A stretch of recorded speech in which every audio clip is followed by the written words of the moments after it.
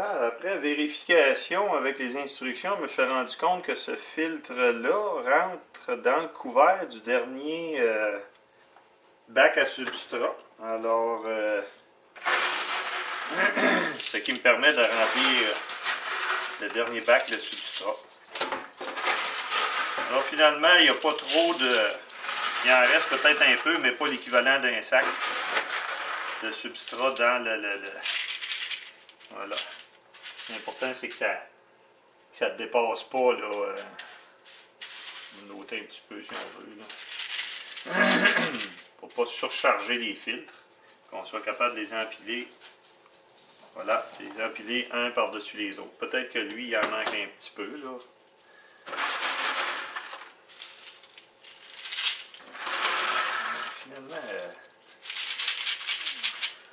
Finalement, j'en manquerai pas. J'en aurai pas de trop, légèrement. Voilà. C'est tout ce qui me reste. Alors, sans les faire déborder, il faut les remplir. Puis la quantité fournie avec les sacs, elle est excellente. Hein. On n'arrive pas en dessous, on a juste la bonne quantité qu'il faut. Après ça, il reste à les insérer un sur l'autre et les barrer. Voilà, ça a l'air à bien tourner.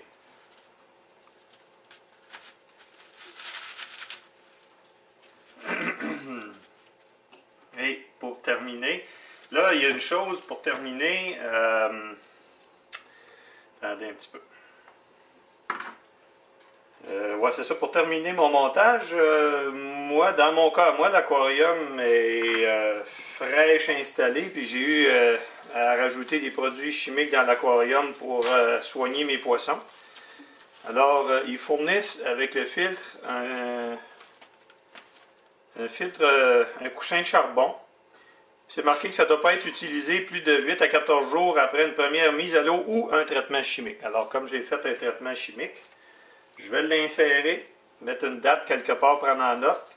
Et puis, dans une quinzaine de jours, je vais l'enlever. Alors, dans les instructions, il faut le mettre. Tu vois, il ne rentre même pas. C'est pas là que ça va pantoute. Il va en surface ici. Ouais, c'est en plein ça. Alors, on met un filtre chimique. Et on vient fermer le tout. Comme ceci. Oups. Je l'ai mal fermé. Il faut vraiment que les... C'est mou un peu, ça, comme surface de travail. Je pense que j'ai un peu trop de médias, finalement. Le filtre est trop comprimé. Alors, je vais l'enlever un petit peu. Voilà. On va enlever un petit peu. De façon à ce que le filtre au charbon s'insère facilement. Voilà, comme ça. C'est beaucoup mieux comme ça. On réinstalle le filtre de fines particules. Voilà. Ah, là, il se ferme bien. Voilà. Là, le filtre est bien fermé. Tous mes substrats sont à l'intérieur.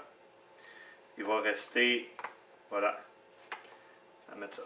Voilà, mon filtre est complet. Tous les substrats y sont. J'ai mes filtres de grosses particules, mon pré-filtre qui est ici. Vous avez vu les substrats. L'eau va descendre sur le côté ici, va rentrer par en dessous, passer à travers tous les médias, passer à travers mon filtre de charbon qui va s'occuper des produits chimiques. Ensuite, j'ai un filtre à fines particules, puis il va ressortir vers l'aquarium. Alors, voilà, on continue.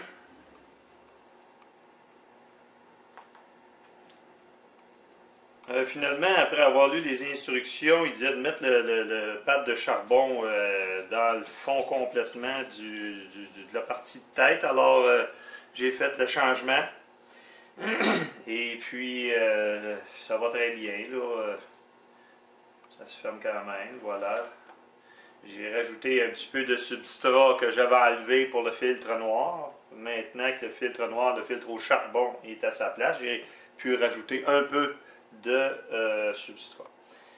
Alors, il faut tout simplement réinsérer le tout dans le filtre. Voilà.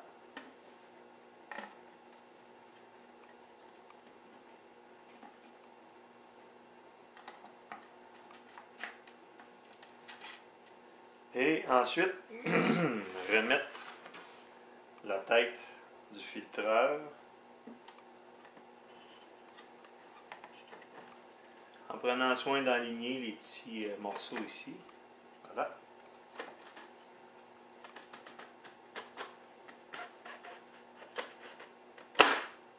Voilà. Le filtreur est déjà monté. Ça n'a pas été bien long à faire. Il va rester à mettre tout ce qui est périphérique autour du filtreur, les boyaux, tout ce qu'il faut pour aller chercher l'eau et la retourner dans l'aquarium.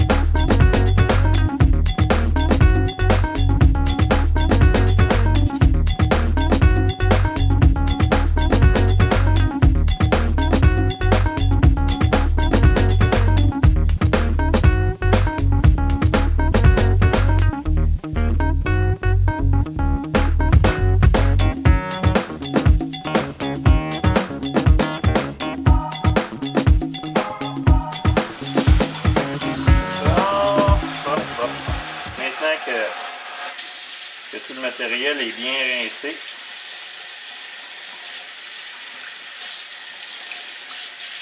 Voilà. Maintenant que le matériel est bien rincé, il ne reste plus qu'à l'installer. Alors, pour vous aider à bien fixer le tube aux valves, c'est bien simple. Vous faites chauffer un peu d'eau chaude. Moi, je la fais bouillir en fait, puis je la mets dans une tasse en pyrex. Vous chauffez, laissez tremper le bout de la hausse quelques secondes dans l'eau. Voilà, ça n'a pas besoin d'être bien long.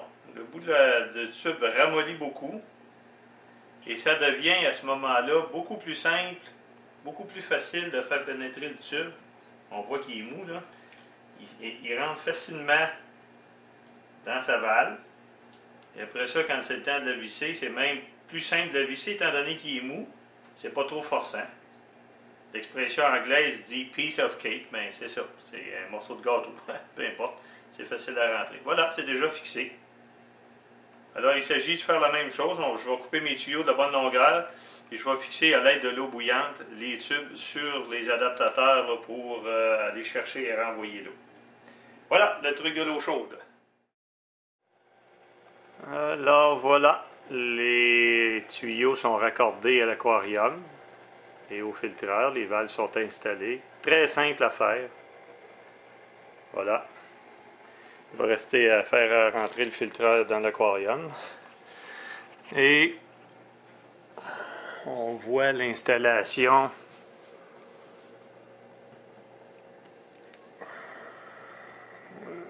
de la partie qui expulse l'eau. Évidemment, on voit celui de l'autre filtre aussi, du 403. Et ici, on voit les deux le thermomètre et les deux tuyaux d'entrée d'eau du IAM et du Fluval 403. Alors, il ne reste plus qu'à amorcer le tout et de le démarrer. Bon, ben maintenant que tous mes raccordements sont faits avec le nouveau filtreur, on va tout simplement l'amorcer comme ils disent dans les instructions. C'est très simple à faire. Apparemment, il faut abaisser ce levier-là pour 10 secondes, jusque là. 5, 6, 7, 8, 9, 10. vis. Voilà. Les 10 secondes sont faites.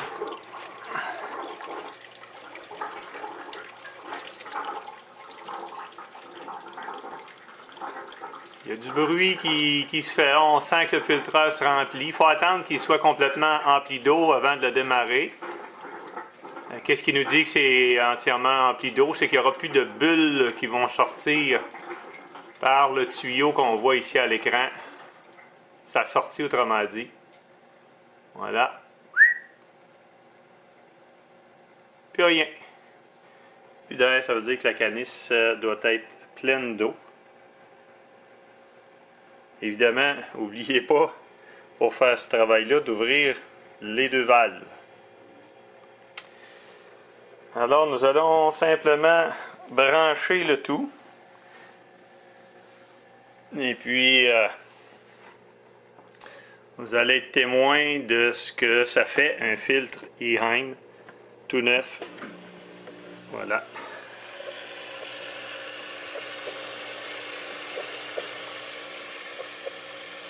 On entend son moteur. On sent qu'il y a un petit peu d'air là-dedans. Là. Ça brosse les poissons un peu.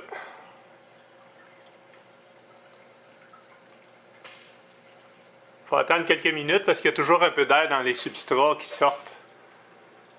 Évidemment par le tuyau d'expulsion.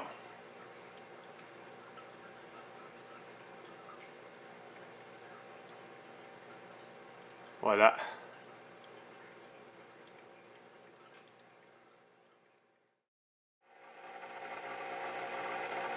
Bon, ben, alors, retour à nos moutons. Ça, c'est le Fluval 403. Je ne sais pas ce que ça va donner quand je vais faire le petit film, là, mais vous devriez l'entendre.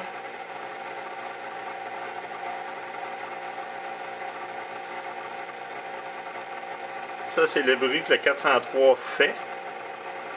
Et puis, je vais... c'est sûr que c'est un vieux filtre. Là, il date de 1994, comme je vous disais. Et ici, on a le Eheim Eco Pro. Alors, ce que je vais faire pour voir la différence, c'est que je vais arrêter le Fluval 403. Je mets à la même distance que le Fluval 403 pour le bruit. Et ça, c'est le bruit que le Eheim Eco Pro fait.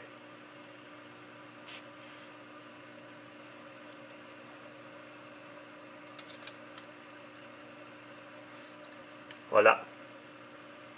Je ne sais pas si on va entendre la différence, mais moi, je peux vous dire qu'il y a une énorme différence au niveau du bruit. On ne l'entend tout simplement pas. Ou très très peu. Puis quand je ferme la porte, voilà, comme ça, on l'oublie complètement. Puis on voit qu'il fonctionne. Et voilà, c'est ce qui termine l'installation du filtreur EcoPro 2236 que j'ai reçu. Alors j'espère que vous avez apprécié cette vidéo. Si vous avez des commentaires à faire ou des questions à poser, gênez-vous pas. Posez-les moi et je vais essayer de vous répondre dans les plus brefs délais. Merci pour avoir regardé cette vidéo. Thanks for watching.